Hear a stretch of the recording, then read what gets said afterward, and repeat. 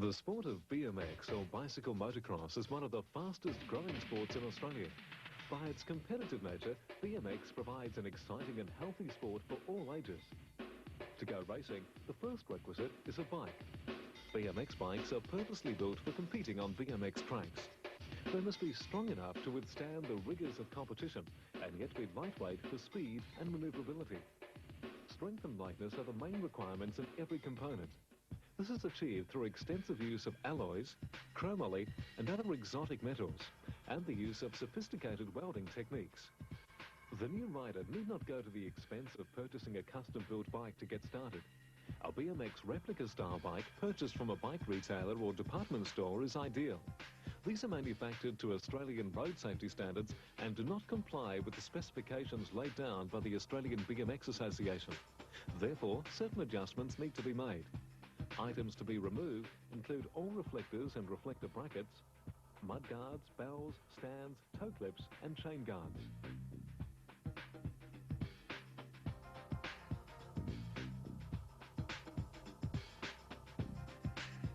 Before entering a racetrack, padding covering the stem or gooseneck, handlebar brace and top tube of the frame must be fitted for the rider's protection. This is the basic procedure for setting up a BMX bike for the first few weeks of tryout racing.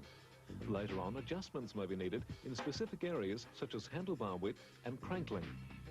At this stage, the rider is probably ready for serious BMX racing and should be looking at a BMX racing bike. Here the setup is a lot more precise and involves some important steps.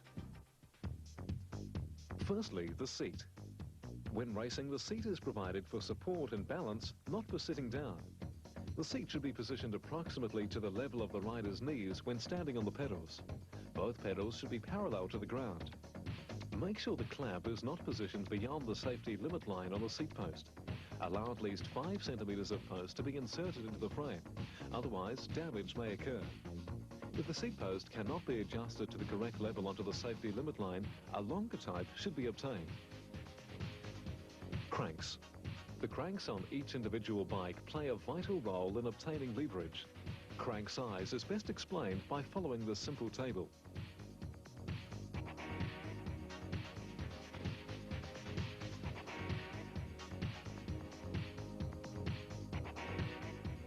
The position of the handlebars can affect the style of racing.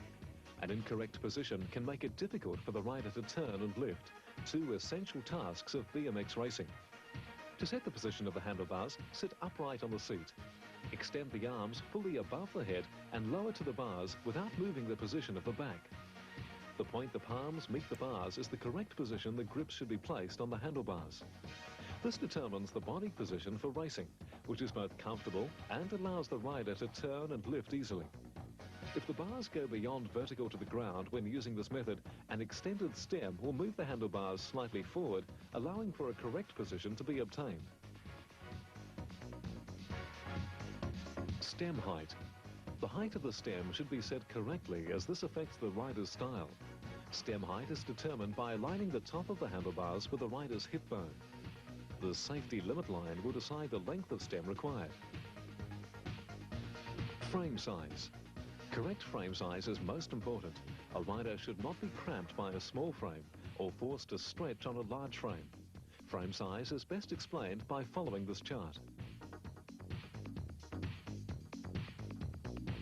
As the rider becomes older and taller, frame size should be reviewed.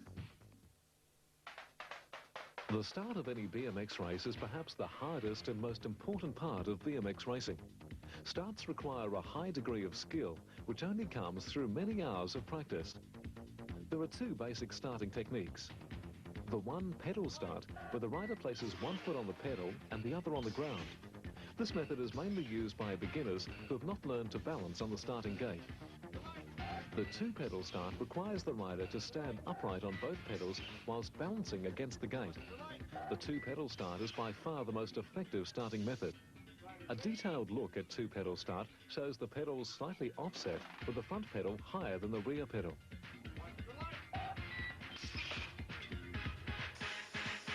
Once balanced, the rider moves the body weight to the rear of the bike with the knees slightly bent.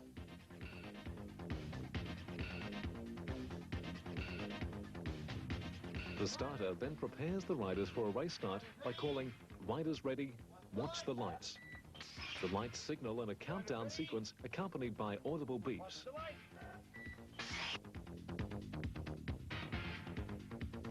Once the rider has developed a sense of timing for gate starts, the next step is to perfect an aggressive action known as the snap. At the critical moment, the rider throws the hips towards the handlebars whilst pushing hard on the front pedal. Then, shifting the body weight back over the bike as quickly as possible to obtain a good pedaling rhythm. Always beware of moving too far forward before the gate drops. Never move upwards. This causes loss of valuable time and power. Ensure the fingers are wrapped around the grips with the backs of the hands facing slightly forward. All momentum is forward. There is no conscious pulling up of the bars. If the timing is correct, the rider is then able to ride the gate down into the second pedal stroke as the rear wheel clears the gate. BMX tracks are not circuit-type courses, but a point-to-point layout consisting of a number of curves. One main feature of all tracks are banked corners known as berms. Surfaces vary from bitumen, concrete, clay and fine gravel. All corners are different and require varying skills to negotiate them effectively. Approaching a corner, the rider will check the position of other riders nearby, check the condition of the corner. These points aid the rider to determine which line will be taken to either hold the lead, overtake a rider, or prevent opposing riders from passing. Before looking at the various lines a rider can utilize through corners, the apex of the corner should be sighted. This is a point on the track where the rider can see the entrance and exit of the corner when approaching. By aligning his or her intended line of advance to the apex, the rider can then decide the line to be taken through the corner. Approaching the apex, the rider will ease the power off a little to prevent the bike sliding. On reaching the apex, the rider should have a clear view of the next straight or obstacle. Power is applied through the apex to prevent the bike from drifting to the outside of the berm. On reaching the apex, the rider considers using the downgrade to prevent opponents taking advantage of an inside run. Back to the different lines in more detail. Line 1 is a tight line in and out of a corner. This first example shows the shortest route possible. The lead rider takes a line and prevents the opposition gaining an inside line. Line 2. The middle line is taken when high on a berm and acceleration can be maintained through the turn.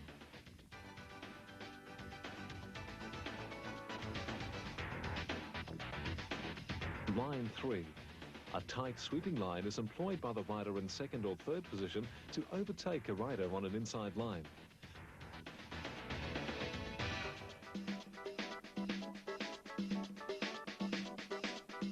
A wide sweeping line is taken by a rider at the rear of the field, using the berm for maximum speed to close the gap or pass riders in front.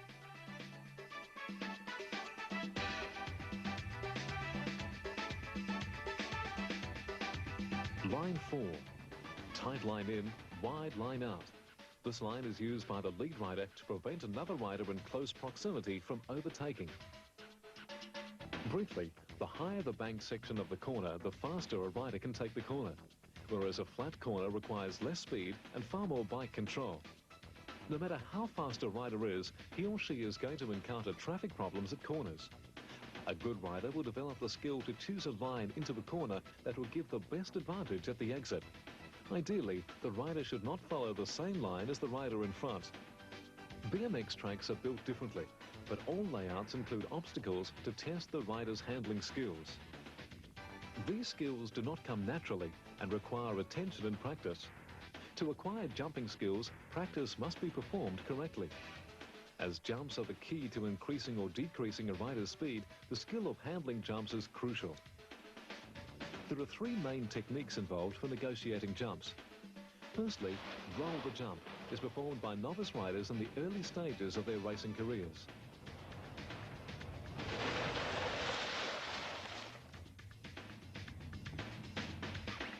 The second method is to jump the obstacle. This is much quicker than rolling the jump if performed correctly. It's worth noting the more time spent on the ground, the more time is spent pedaling.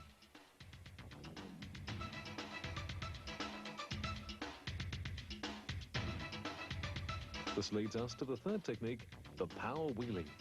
This is a more complicated way of handling an obstacle and is much faster than rolling or jumping if performed correctly. The power wheelie requires the rear wheel to stay in contact with the ground while the front wheel travels through the air lifted from the track. Although these three skills are all separate maneuvers, they can be linked together by a set of basic steps when practicing or in actual race situations. 1. Stay on the ground and keep pedaling as much as possible. 2. If a pause in pedaling is necessary to enable the rider to maintain balance, the pedals should be set evenly. Body weight placed at the rear of the bike with arms and legs slightly bent to allow the body to act as a shock absorber if necessary. 3. Keep the bike straight and maintain a constant speed whilst taking the jump. 4. Pedal as quickly as possible upon landing. Riders may progressively improve jumping skills by combining all aspects of jumping, thus increasing speed. For instance, lifting the front wheel, rolling the jump, and pedaling at the same time. Once a style is acquired and the rider is comfortable going over the jumps, he or she may have to adapt to different track layouts and conditions. This, of course, is achieved by regular practice, which should increase the rider's ability and make for faster and smoother racing. Now that the essentials of racing have been covered, serious riders need to turn their attention to physical training. Win sprints should only be performed by elite riders. The program of sprints incorporates hard physical exertion and should not be attempted by the young and inexperienced. Win sprints incorporate 4 basic tasks over an 8-week program. First, a 30-metre sprint, followed by 1 to 1.5 minutes rest.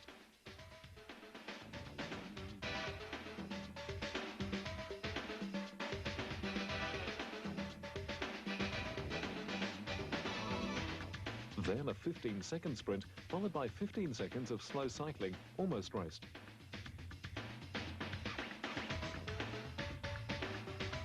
The third task is a 15-second sprint, followed by 2 minutes of total rest. Finally, a 40-second sprint effort and a 1.5-minute rest period. The aim of this program is to build stamina and increase and maintain leg speed throughout the duration of a race.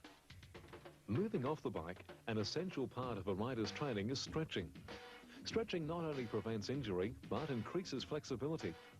Stretching allows more body movement and increased energy storage in the muscles. Inadequate stretching can create stiffened muscles which may tear easily.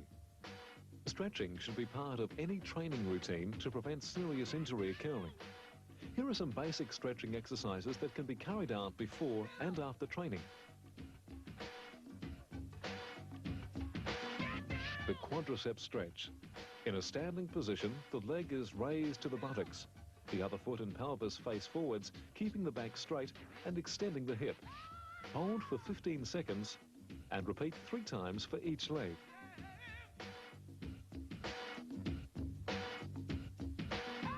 The hamstring stretch. While seated, place one leg in front, bend the other leg with the foot facing into the thigh of the extended leg. Place the hands together, lean forward until slightly uncomfortable. Hold for 15 seconds, repeating the exercise 3 times on each leg.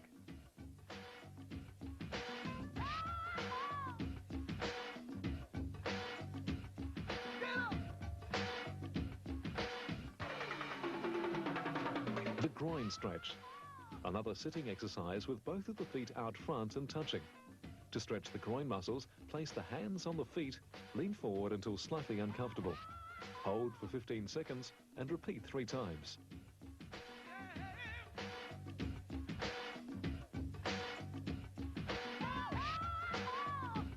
The calf stretch. Place hands on a wall, keep the heels on the floor, lean forward, keeping the knees straight. Hold for 15 seconds and repeat 3 times for each leg. To stretch the Achilles tendon, bend the rear leg slightly until discomfort is felt. Hold for 15 seconds and 3 times for each leg.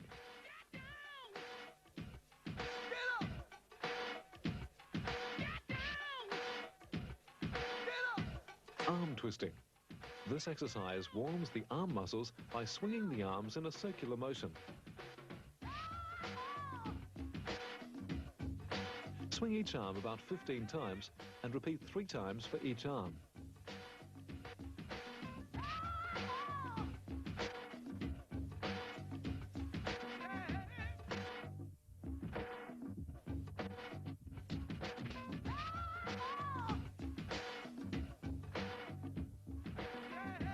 The shoulder stretch. Place one arm across the chest and extend it. The other arm bends around the elbow, pulls the extended arm toward the body. Hold for about 15 seconds and repeat 3 times for each arm.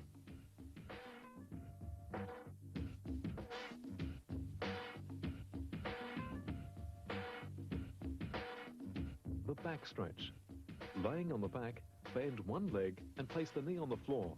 And with the opposite arm, stretch in a twisting motion. You may require some assistance to obtain maximum benefit from this exercise.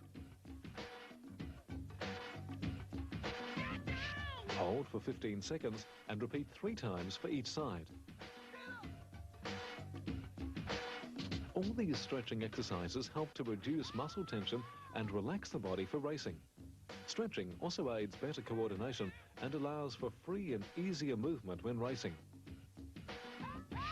In the sport of BMX, riders who strive to succeed are always looking for alternative training methods. One training method that is necessary nowadays for successful individual athletes at elite levels is weight training. Weight training should not be attempted by children under 13 years of age. Even up to 15 years, heavy weight training is not recommended. The principle of weight training is to enhance an athlete's performance and to be as specific as possible in relation to initiating the movements a BMX rider would make on a bike. There are many weight training facilities in the metro area. Upon joining a gym, inform the instructor of your requirements and give an outline of the phases needed. Let's look at the different weights, exercises and equipment. Whilst doing so, it is suggested to write a weights program split into 3 stages.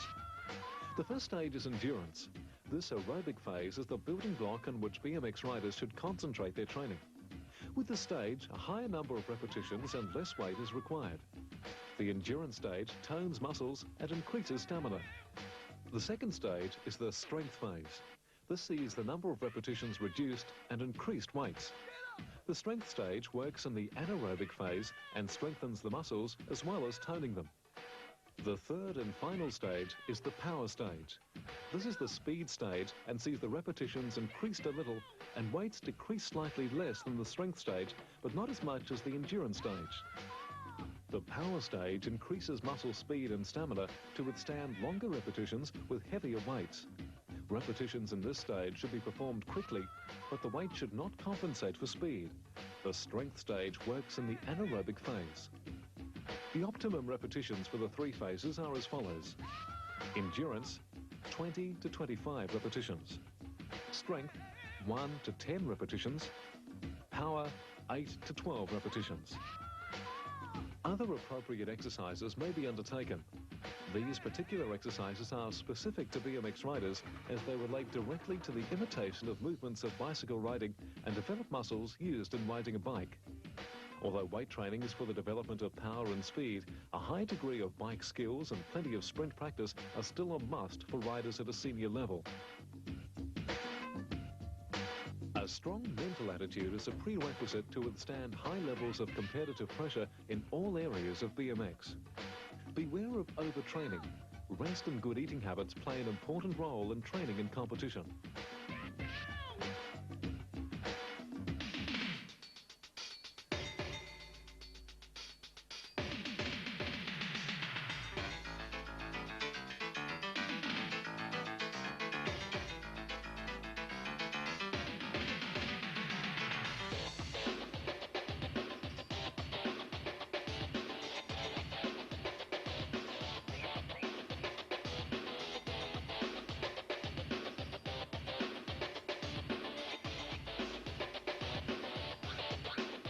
For further details regarding any aspects of this presentation, please contact the Western Australian BMX Association or your nearest BMX club.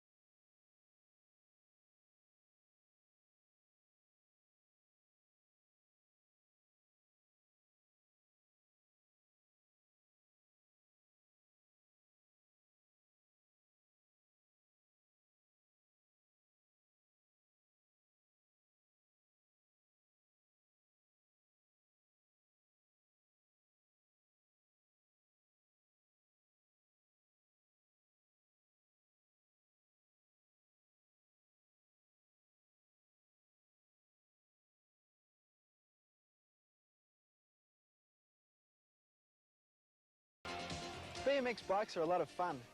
They can do almost anything you want them to do. They can go almost anywhere you want them to go. But if you're careless and allow yourself to become another road fatality, the fun will obviously stop.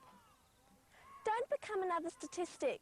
Have fun on your bike, but always put safety first on the track and especially on the road. Using a combination of defensive riding and BMX bike control techniques, we will show you how you can control your bike and stay alive in all situations you are likely to encounter. While most BMX tricks have no place on the road, they will contribute greatly to your overall bike control, and some of the manoeuvres could save your life in an emergency. BMX is a sport that demands that the rider has full control of their bike at all times. Since the BMX track is virtually an obstacle course, the rider learns to use their whole body to control the bike. Because the races are on a short track, there is little room for error, and the rider's first mistake usually means they have blown that particular race. It's not much different on the road. One foul up could be your last. The bike there, Melissa Wilson in there, but one down, young Debbie Webb. Back to our race leader at the moment, Rachel Pryor out in front from... So, how do you stay alive out there on the road? First of all, you must have a bike you can rely on. It must be roadworthy, or you could find yourself going nowhere at all, real fast. Can you answer yes to the following questions? Do your brakes work effectively? Do your tyres have sufficient tread? Does your bell work effectively? Are your wheels running straight enough to allow your brakes to work? Are your bearings working well? Are they tensioned and well greased? Is your frame straight and free of cracks?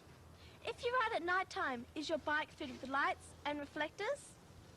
Is your chain tensioned properly and running truly without any twists? Are your pedals in good repair so that your foot won't slip off at the wrong moment?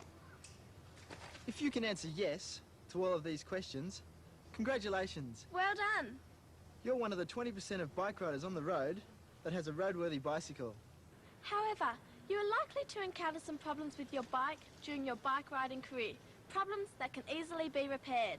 We'd like to show you what some of the most common problems are and how you can fix them.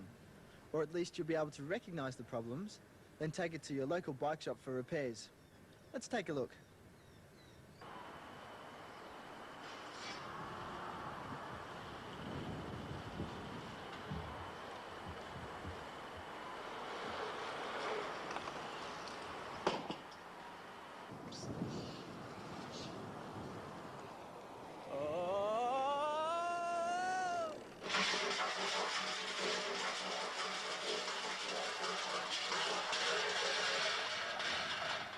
It's important that you check your brake blocks. Are they smooth or worn out like these? If so, it's time they were replaced. Also, after checking the brake blocks, check your brake cable. Does it run smoothly in the outer sheath, or is the end so frayed that it's dangerous? If so, it too needs replacing. You should also check that the brake calipers and brake lever pivot smoothly and don't grab. Then give them a couple of drops of oil. But don't get any oil on your brake blocks because you know what will happen if you do that.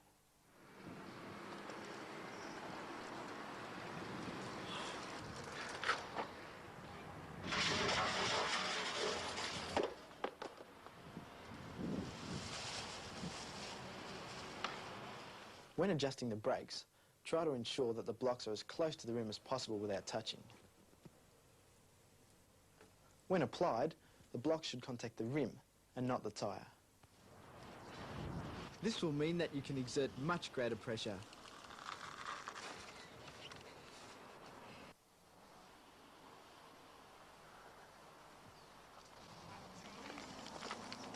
Tyres without tread are dangerous. They have little or no traction on wet roads. Also, because there isn't much rubber between the tube and the road, board tyres are liable to a sudden blowout. Riding with underinflated tyres can also lead to snakebite punctures caused by running over rocks or potholes, squeezing the tube between the rim and the obstacle.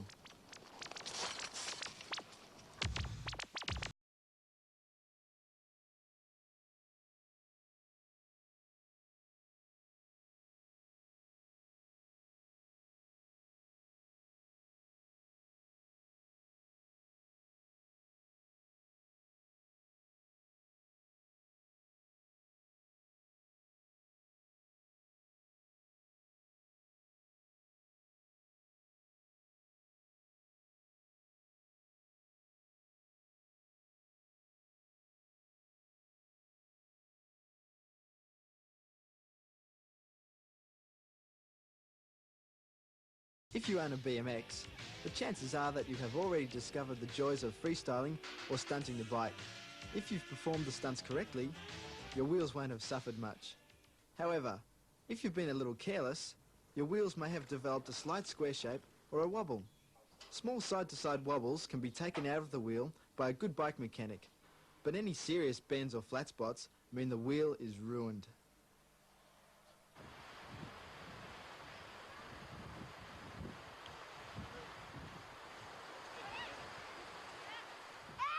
Your bike runs on a number of ball bearing systems. These need regular attention if they are to operate efficiently. Especially if you're riding in dirt or sand, then you should be checking your bearings about every 2 weeks. The parts of the bike that run on ball bearings are the head stem, the bottom bracket and the wheels. These tend to be the ignored or forgotten parts on a bike. To make your bike roadworthy and 100% safe, you must repack all of your bearings to make them well greased and clean. We're going to show you the basic steps involved in repacking your bottom bracket bearings. Just take off the lock nut and then the cone. The bearings are generally in cages and you'll be able to take them out very simply. The cranks are then easily removed. If the bearings are loose, carefully remove them from the bottom bracket. Make sure you don't lose any.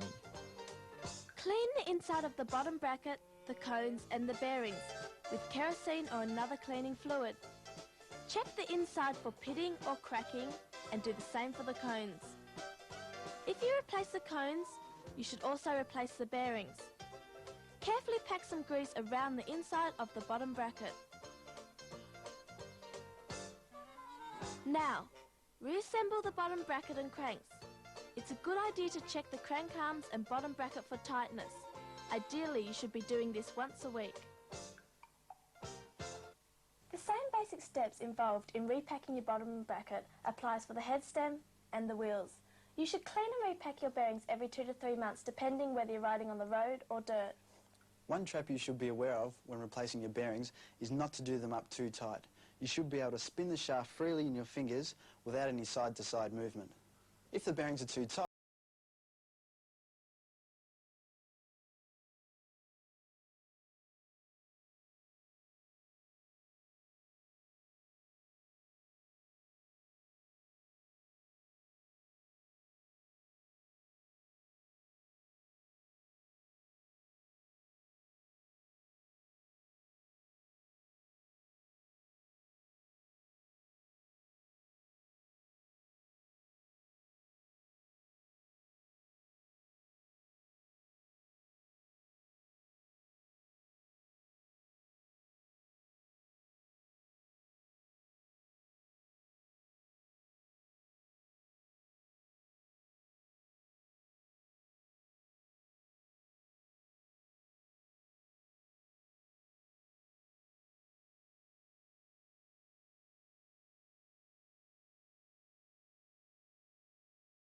other solid object.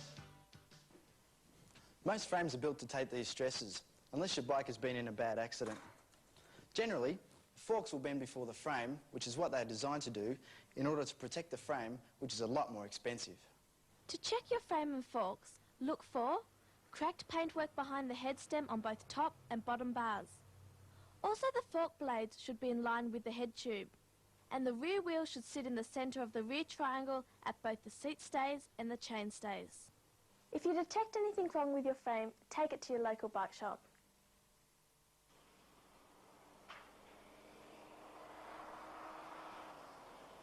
The chain of the bike is the drive mechanism, and if it's dirty, you're wasting a lot of energy trying to push it around the cogs through all that dirty rust and greasy dirt.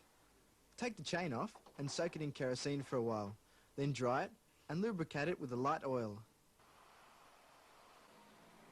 If your chain becomes twisted or warped, it has to be replaced. A twist becomes obvious when the chain keeps coming off the cogs. If the cogs are badly worn or the chain is stretched, you'll need to replace both of them.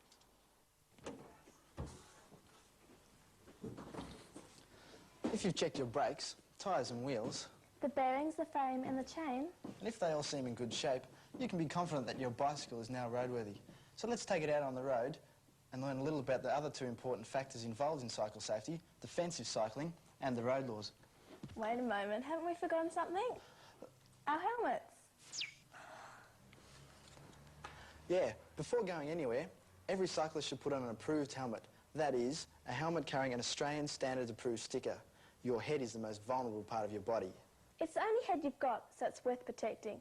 This is a road helmet, and as you can see, it's a lot different to the one you'd wear when racing. It's important to wear the right helmet, as they are made to suit particular riding conditions. Also, make sure it fits properly. Come.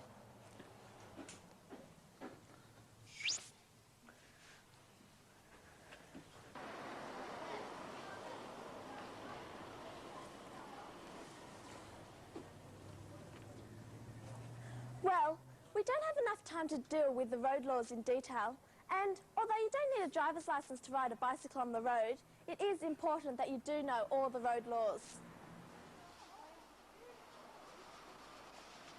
The road laws are there for your protection and that of other road users. There are good reasons for all the laws, and they should be obeyed at all times, especially such things as riding on the footpath. Pedestrians have rights too. If you're unsure about any of the laws, you can buy an official road laws booklet from any newsagent. Do get one. It's so important for any rider that plans to ride on the road to be aware of all of these rules. If all motorists obeyed the road laws and always did the right thing on the roads, there'd be no need to go any further. But as we know, motorists don't always obey the road laws. Whether it be deliberate, through ignorance or an oversight, someone else's simple mistake could be your disaster. This is why cyclists have their own unwritten road laws, which are the basis of defensive cycling. The road is a chaotic, deadly place for a cyclist. Cars, trucks and buses go hurtling past without making any attempt to avoid you on your bike. You may as well be invisible. And if they treat you like you're invisible, you better believe it. You may have right of way at an intersection, but because you're invisible, the motorist is not going to give way. A car is bigger, stronger and faster than you. Swallow your pride and let the car go first. Whenever there is a confrontation between a motor vehicle and a bicycle, the bike gives way.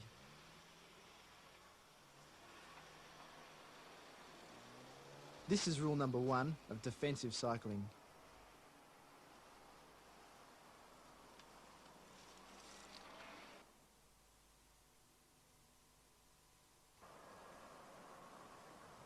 Unwritten rule number 2 is that all intersections have unseen motor vehicles that wish to cross as soon as you arrive. Always stop and check that the coast is clear before you proceed.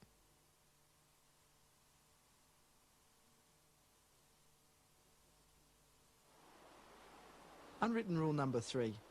Don't ride too close to parked cars.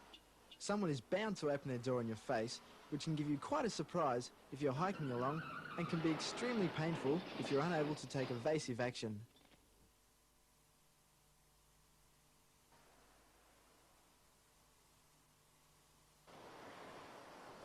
Also, be wary of passing cars on the left that are pulled up at the lights. A passenger could step out into your path without warning.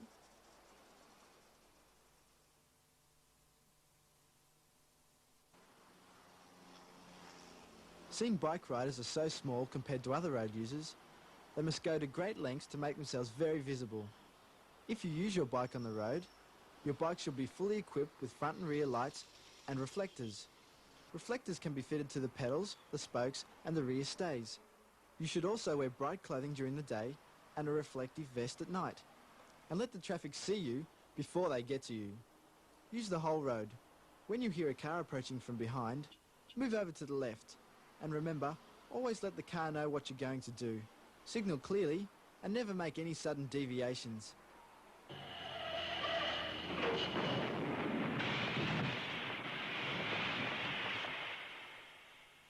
Do all these things and you'll be amazed at the wide berth the other traffic will give you. It's much better to look the part, be seen and be alive than to look cool, camouflaged and dead.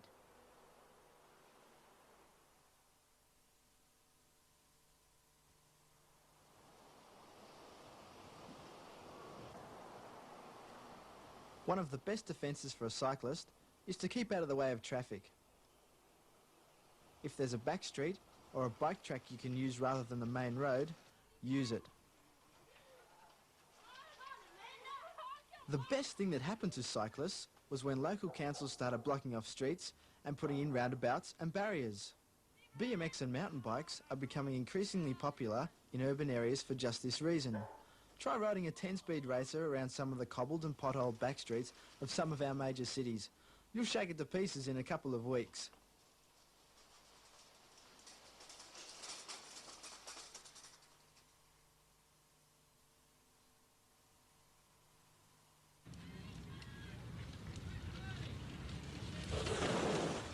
Okay, enough rules and regulations. It's time to have some fun.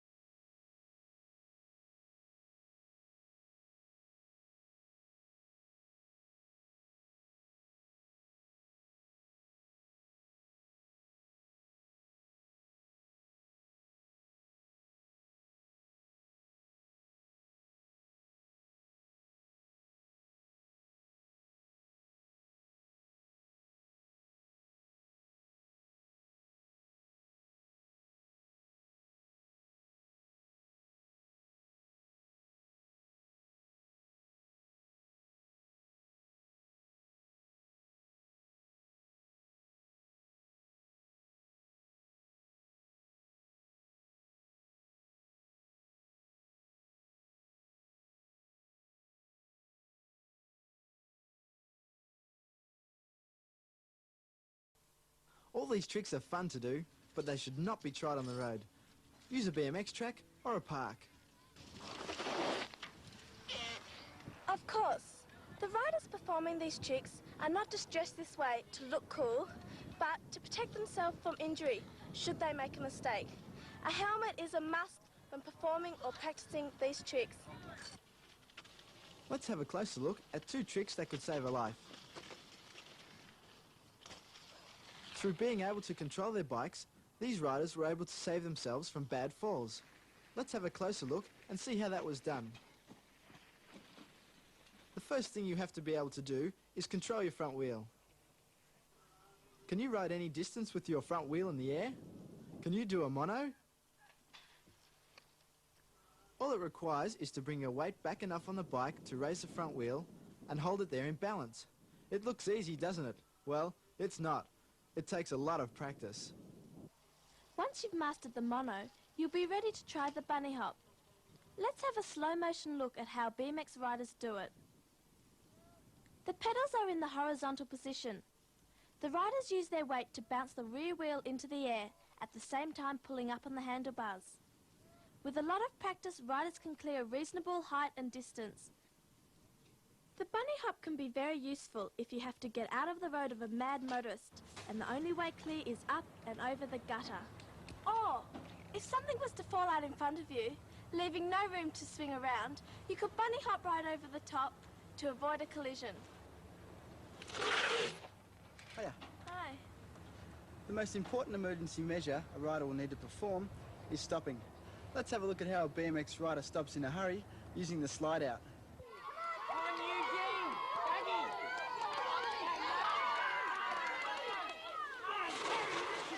Looks great, doesn't it? In order to do an emergency stop, you must be able to skid. When the bike's in a skid, it will tend to go in the direction you're trying to avoid. To stop in a shorter time, you have to swing your body and turn the handlebars slightly to allow both wheels to slide in the direction of your travel. You will also have to lay the bike over, otherwise you could end up taking a nosedive into the turf. And of course, to do a really good slide out, you need a great set of brakes.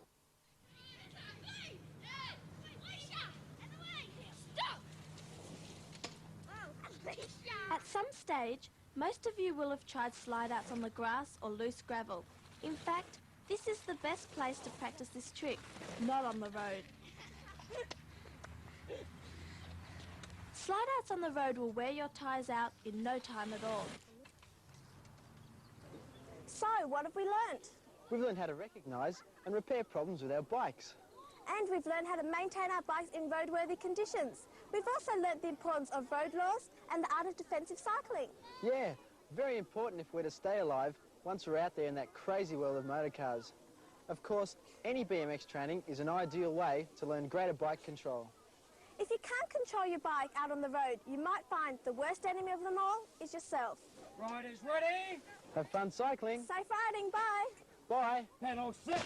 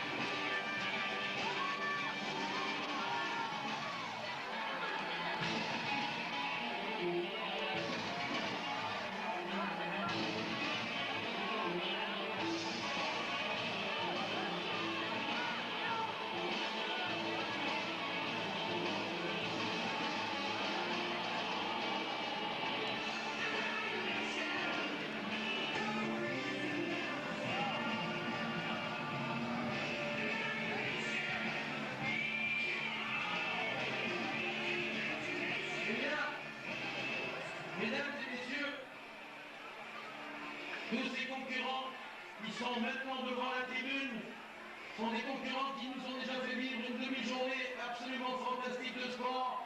Mais demain et dimanche, chaque année, des manifestations sportives importantes, européennes et même mondiales, des manifestations culturelles, aussi de portée européenne et mondiale. Welcome to Geneva, who has a sound sport tradition and where quite a lot of events happen. Welcome to... Attention, ready, watch the light.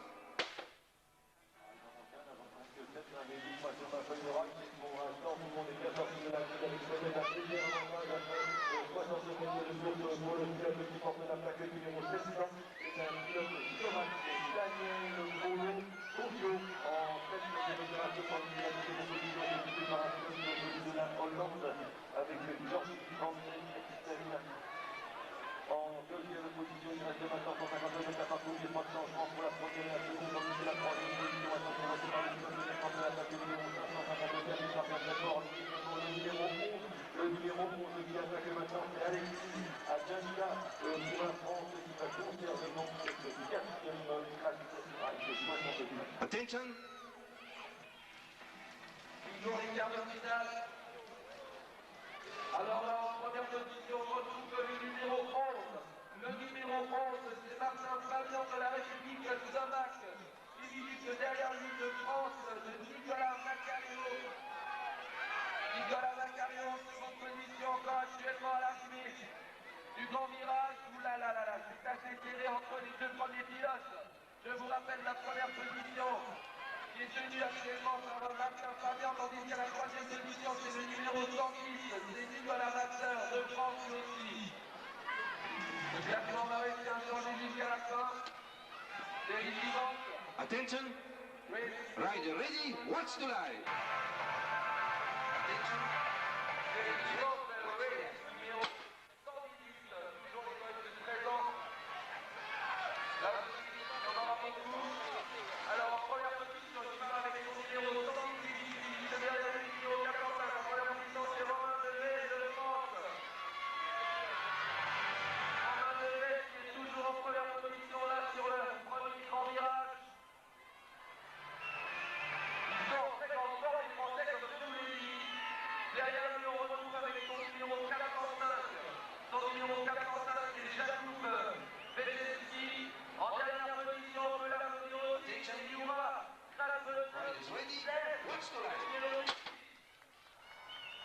Série suivante.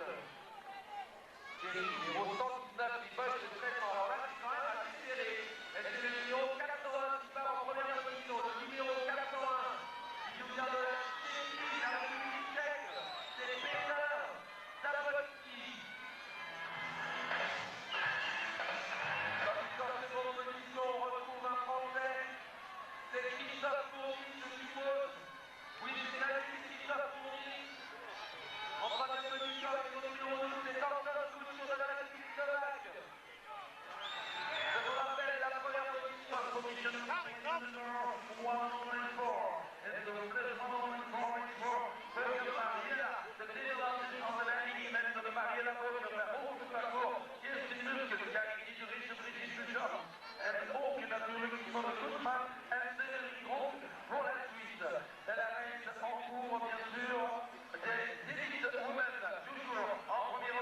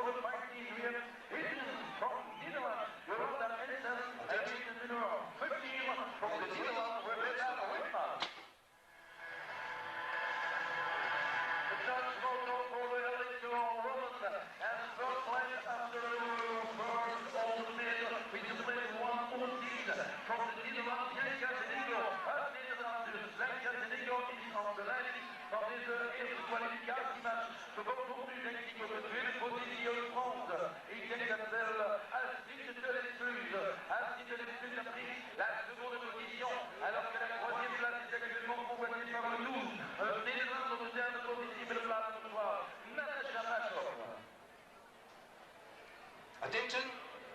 Riders ready. Watch the light.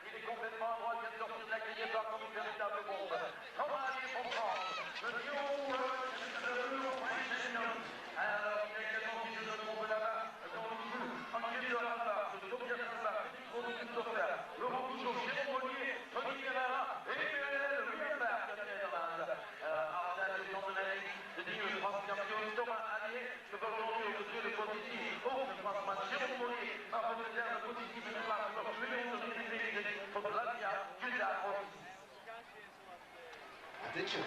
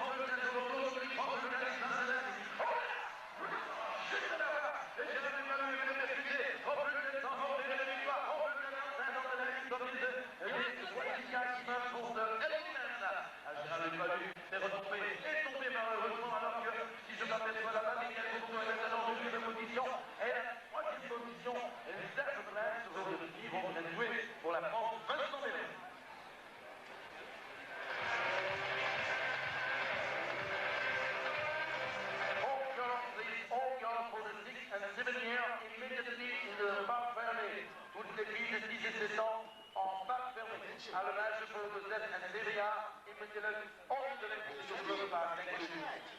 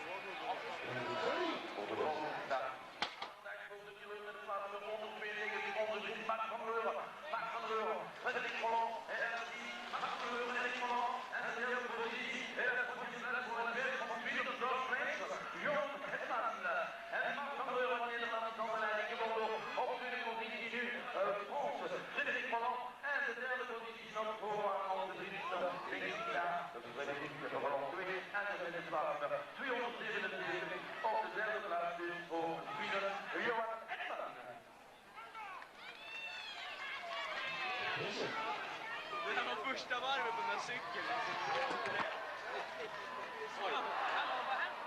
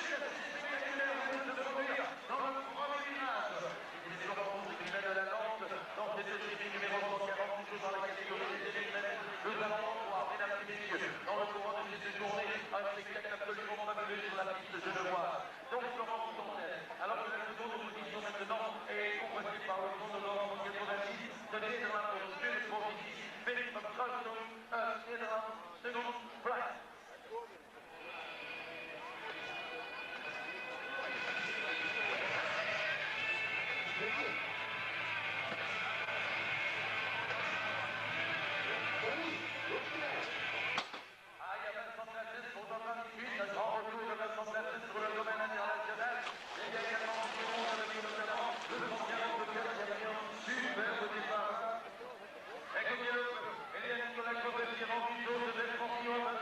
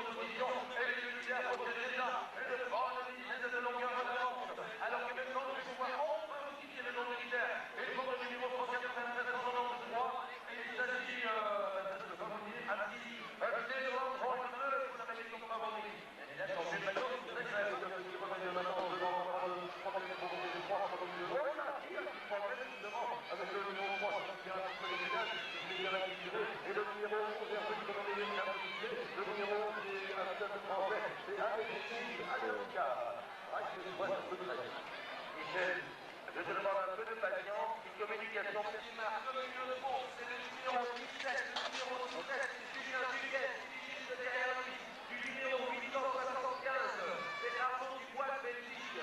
Alors Julien Duquet, toujours en première position, il vient de prendre, regardez ça, il a 3 vélos d'avance déjà sur le Tchèque qui est juste derrière lui. Alors qui est ce Tchèque qui est passé en deuxième position? Il porte la plaque numéro 404. La plaque numéro 404, c'est Martin. Il vient de faire dépasser le Tchèque, tandis qu'en première position, on retrouve toujours Julien Duquet de France pour cette série 93. Série suivante, il va de 6 ans. Pendant ce temps qu'on est en train d'arroser le terrain, pour qu'il n'y ait pas de poussière, pour que l'assurance soit top niveau.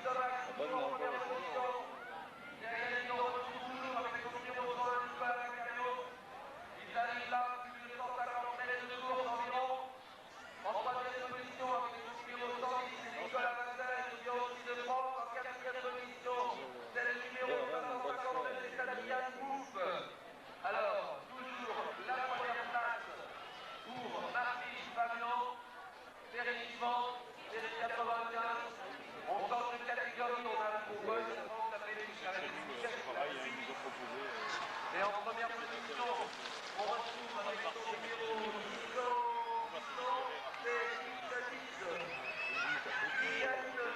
de l'équipe. Il part déjà avec 3 vélos d'avance. Tandis qu'en deuxième position, nous retrouvons le français Kevin Jourdain de France.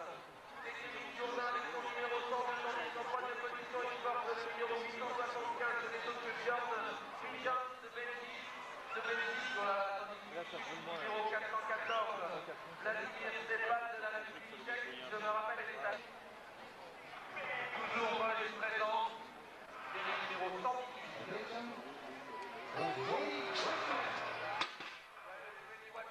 Ça démarre de nouveau très vite, ici à Genève pour ce championnat d'Europe, avec le numéro 400 de Gisela en première position, le numéro 400 de la République tchèque, d'un autre pilote tchèque, qui part déjà avec le vélo d'avant environ André Dudowski, derrière lui avec son numéro 912, ce n'est autre que Luca Berno, Italie, donc maintenant en seconde position. Luca Berno, il passe en troisième position actuellement.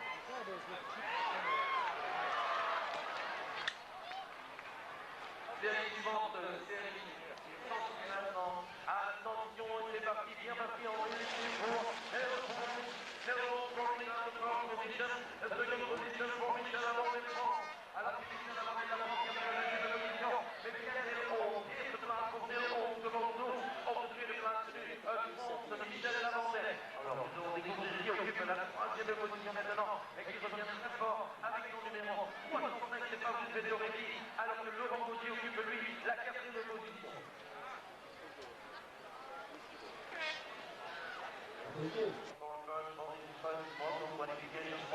And now Rory there. Hello, the first leg. On the left from the down leg. And now the first position. Rory occupe la deuxième position comme à la tête. Elle est très bien représentée là-bas. Et Simon, deuxième en troisième position. On vient de se démontrer la qualité de la piste de Genevois. Olivier Delisle occupe la deuxième position. Elle occupe Simon from Germany, the third position. And the first place we do number 104 is for Spagna, Oscar Fuertes. Série 128, avec le numéro 11 de 52.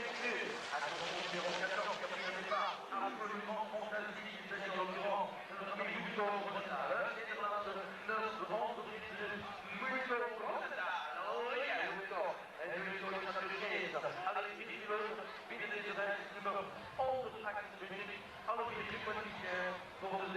finale.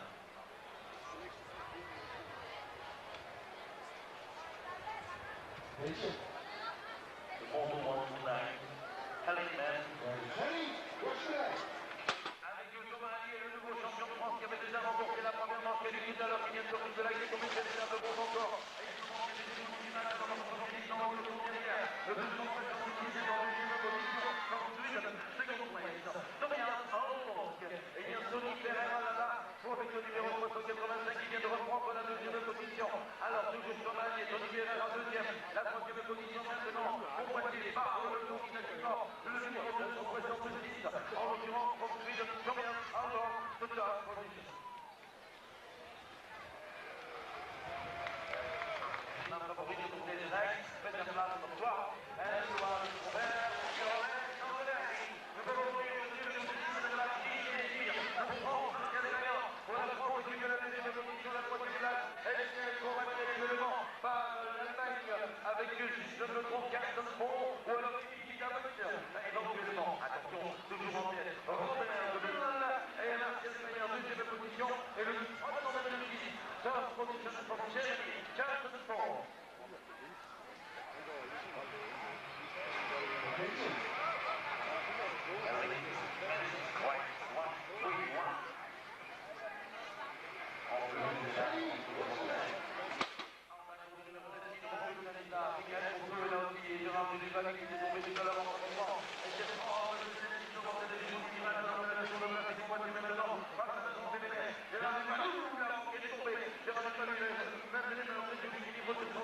Alors qu'il y a une excellente prestation de Michael Bourgeot qui occupe la deuxième place actuellement.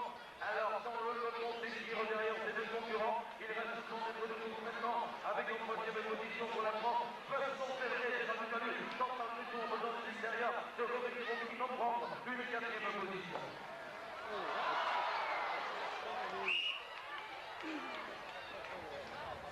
Vraiment pas.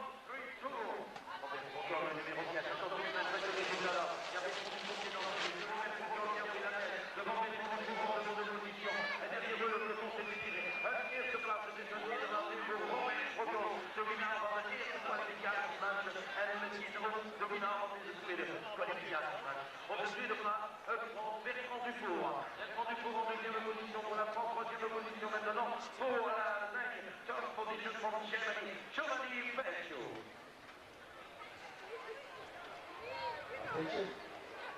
All riders for the start control, please. Immediately in the park fermé. All riders, please, for the start control, immediately in the park fermé. Tous les concurrents sont bien de désigner de se diriger vers le parc fermé.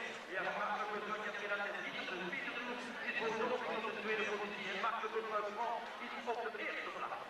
Marc Le Besoin sont en tête de bon cycle de dans cette position. Il ne trouve qui représente la blanc alors que derrière eux, ils vont faire vachement la différence. Et la troisième place actuellement est convoitée par le 344 pour la France Olivier Haas. Et la quatrième position pour le 388, également pour la France, Claude Torres. Alors attention mesdemoiselles et concurrents, s'il vous plaît, préparez-vous en presta pour la troisième manche qualificative, merci. Alors, on met de l'équipe de Claude Barre, qui aura une deuxième qualificative, un sécurité.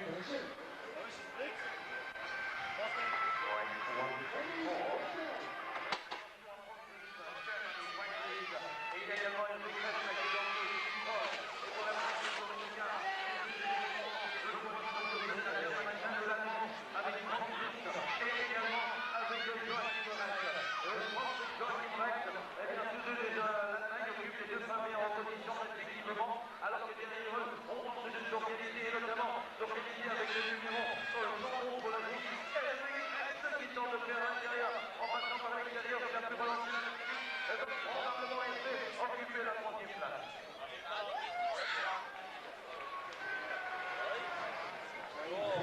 Top line from the United States with the play number 24.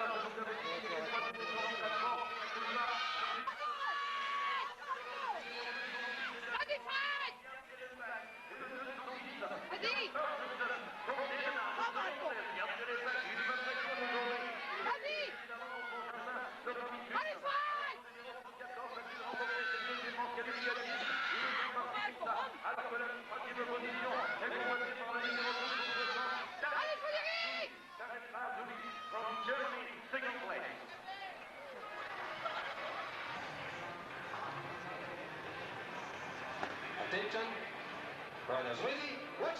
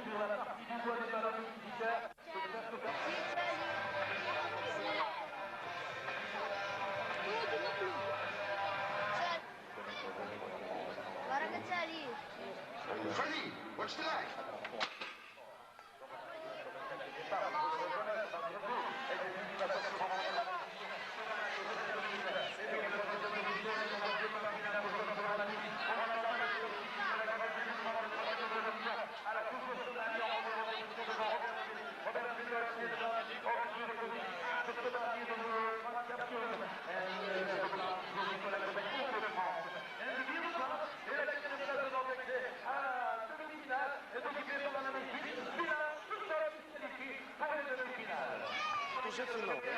Это финал. Девушки, 6 лет. Avec pour l'instant, pour les conditions, la candidature qui porte le numéro 16, c'est Catherine Soucard. Et puis également,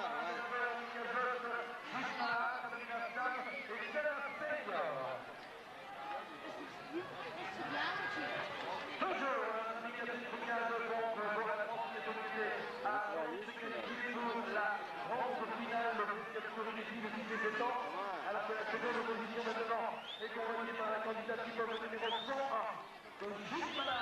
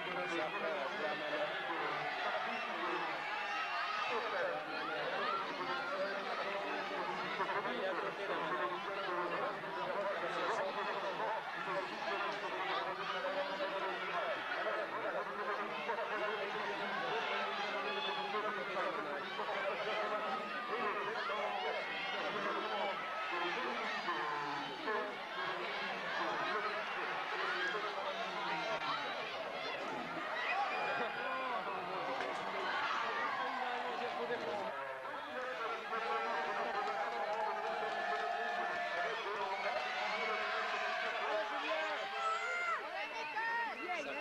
fait, il y a un check qui est deux, sinon...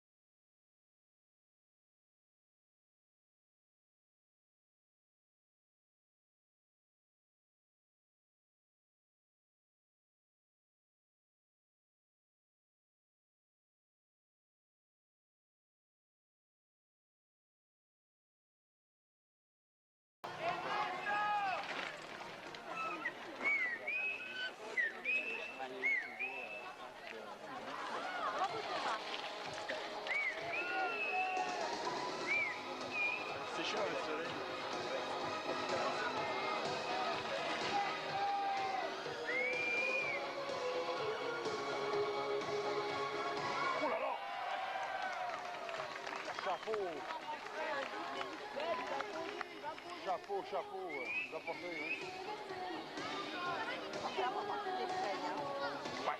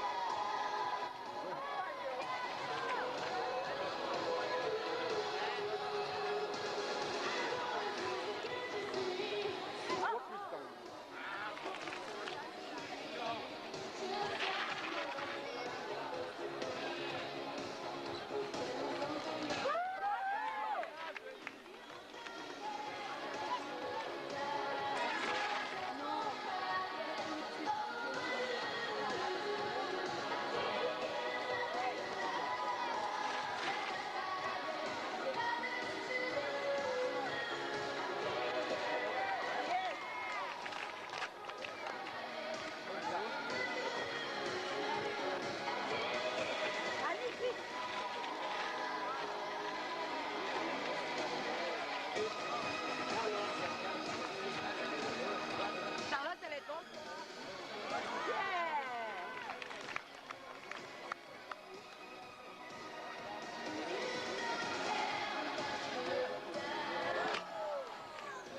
Ah, il est rangé.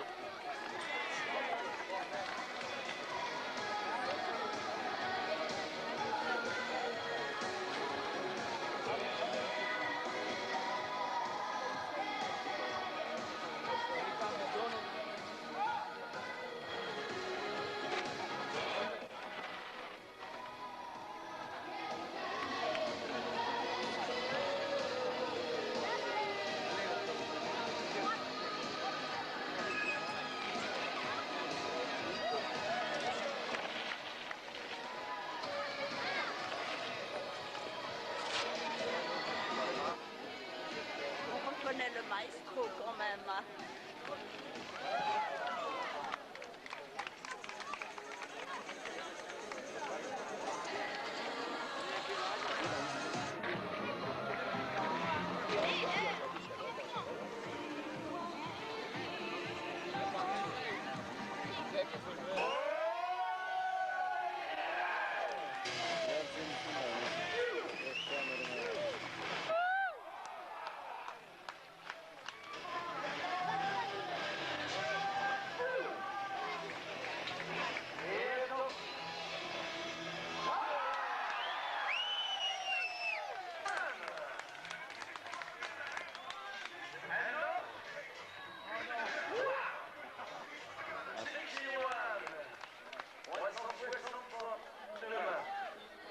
Nous voici maintenant avec notre candidat Espagne. Pour la Suisse, Sébastien Rabaton.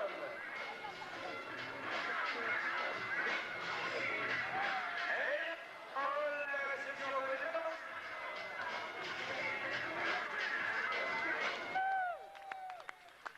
Вот, когда он так же сделал, и не получилось.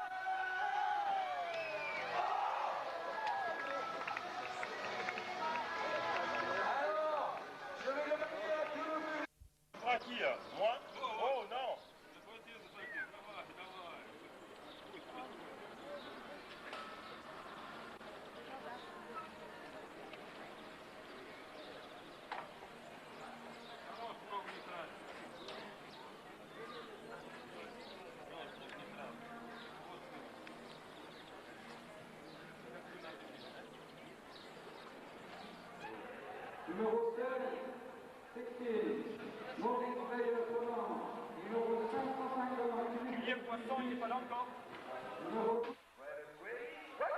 c'est un démarche aussi très très vite aussi ici pour cette première manche qualificative, c'est le numéro 624.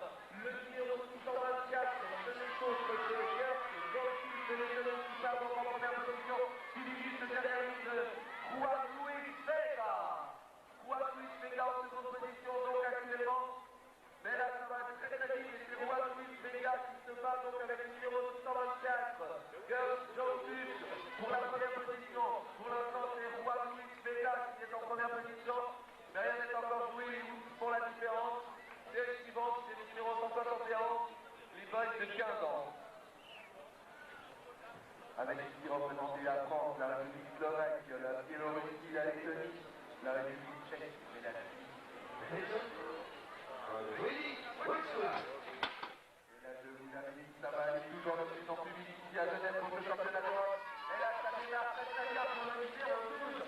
Le numéro 12 qui n'est autre que Grégory Hermon, je pense. Non, c'est Vincent Poupillon, pardon. Vincent Poupillon de France, qui est juste derrière lui. Daïva Buris de Lettonie. Alors Vincent Poupillon, toujours en première position. Juste derrière lui, on retrouve le Lettonien Daïva Buris. Tandis qu'en troisième position, loin derrière, déjà environ 20 minutes d'avance, le numéro 604, c'est Loubel Baka. Loubel Baka, en troisième position. Première position pour Vincent Poupillon. Seconde position pour Daïva Buris. Et Loubel Baka de la Slovaque en troisième. Série suivante, c'est le numéro 172.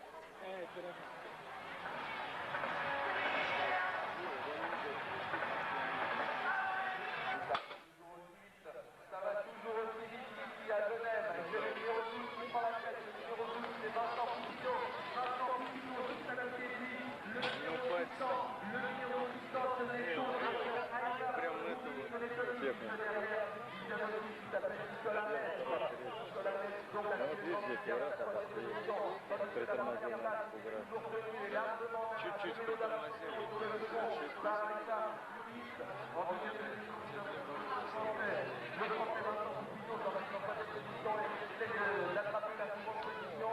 La seconde position pour Nicolas Maître, possible.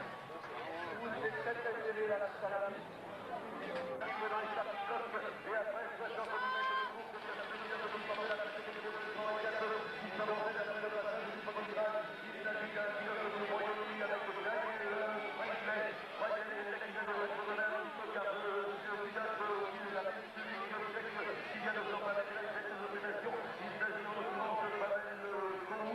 Pavel Komou dans cette opération, la troisième position maintenant pour le 102 et le 201 qui va certainement également se qualifier. C'est un pilote du Royaume-Uni avec 29 à la place de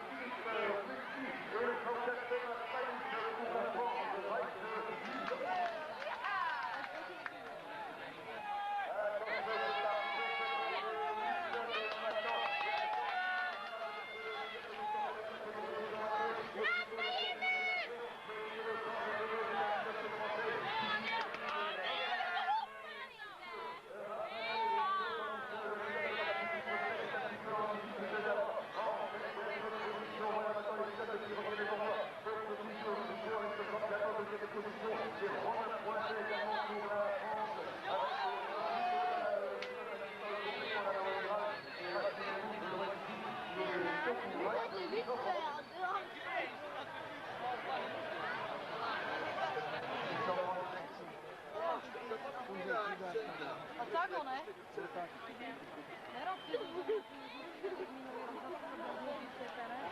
Ještě tam ani já nejsem. Máme ten